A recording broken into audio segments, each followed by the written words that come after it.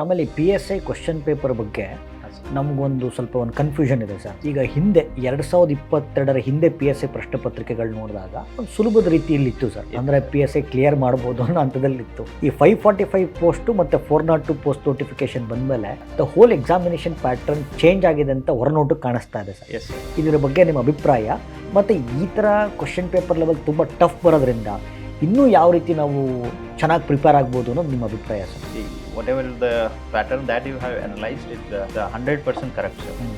ಯಾಕಂದರೆ ಮೊದಲನೇ ಪ್ಯಾಟರ್ನನ್ನು ನೋಡಿದರೆ ಸರ್ 545ಗಿಂತ ಮುಂಚೆಗೆ even if you have studied on your own you could have crack the exam. So ಅವಾಗ ಹಂಗಿತ್ತು ಸರ್, ಯಾಕಂದರೆ ಅಲ್ಲಿ ಬೇಸಿಕ್ ಲೆವೆಲ್ ಪ್ರಶ್ನೆಗಳನ್ನು ಕೇಳ್ತಾ ಇದ್ದಾರೆ ಸರ್.